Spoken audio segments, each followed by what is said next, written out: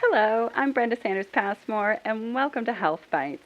Today I'm going to show you a really easy yoga sequence for the hips and thighs. So let's get started.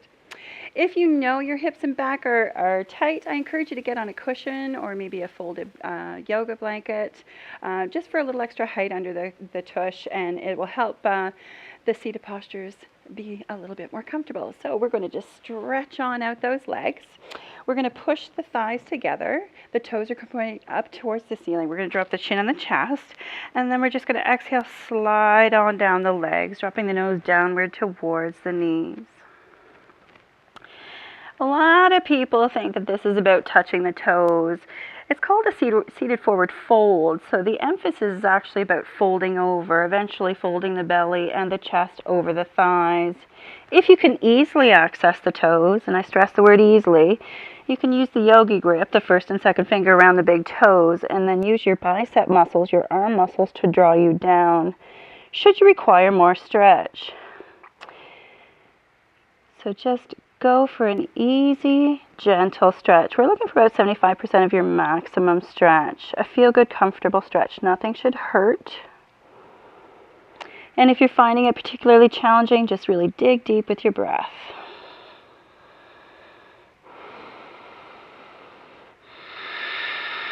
And then we're just going to release and inhale our way back on up.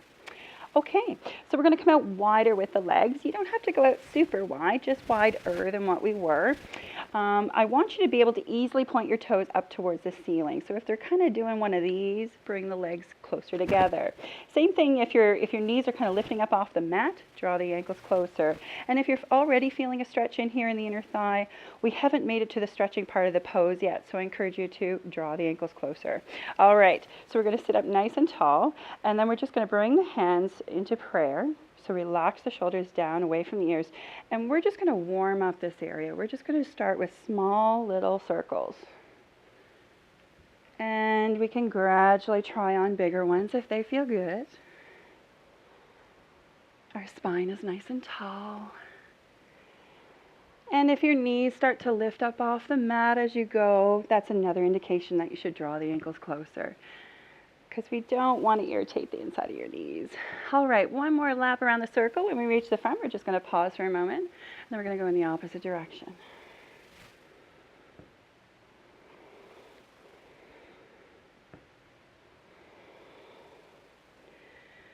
Good, and then we're just going to come on up.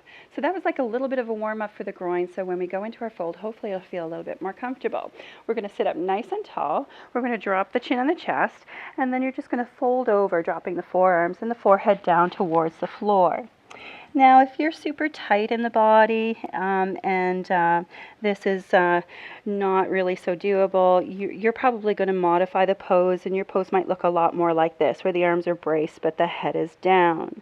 So this is more accessible. So if you're just getting started in doing yoga, or if you're feeling particularly tight in this area, just try it this way. Now there's also a variation. If you feel like you're kind of halfway, at the halfway point, you can slide some blocks underneath and lean into those. You're just letting everything drop down towards the floor. Breathing very deeply here.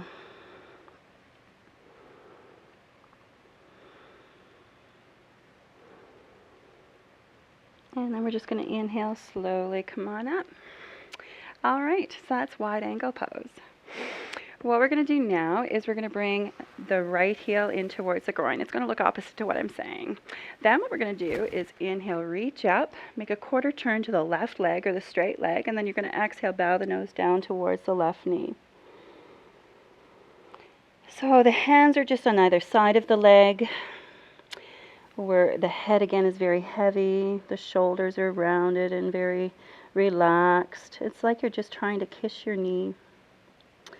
Now, if your hands can easily access the feet, what you're welcome to do is interlace the hands around the arches, but it should not feel forced at all. So if you're really struggling to interlace, just come back to the more basic version of the pose.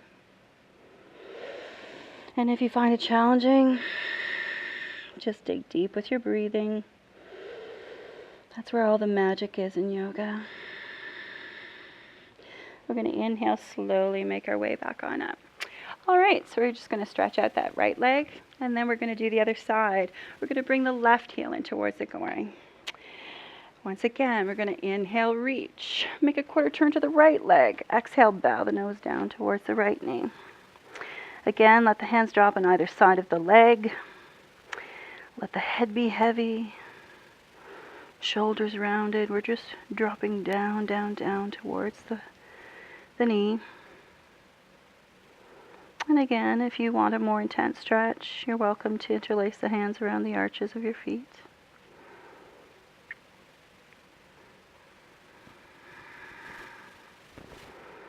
And then we're just going to inhale, slowly make our way back on up. And then we're going to come out wide again. We're going to push those legs together, and then we're going to lean back on the hands for a bit. The feet are going to be hip-width apart, and we're just going to windshield wiper from side to side. That just shakes out any residual tension. Good.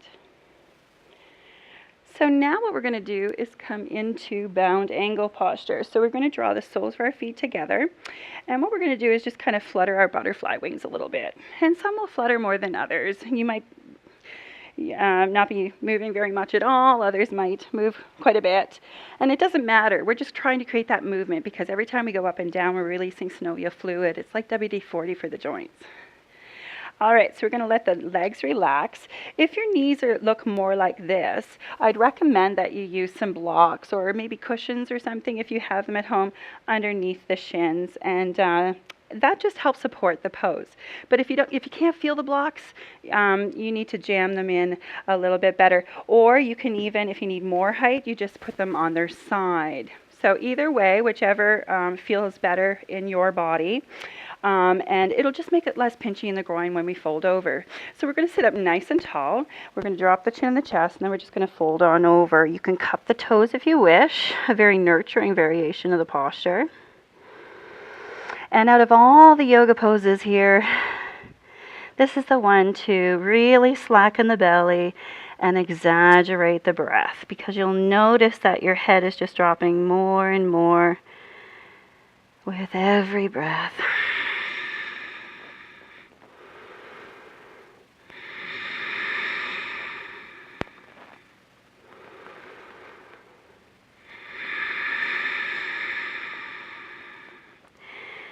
Every time your belly expands and comes back in, it's rubbing up and down against the tendons in the groin and the hip.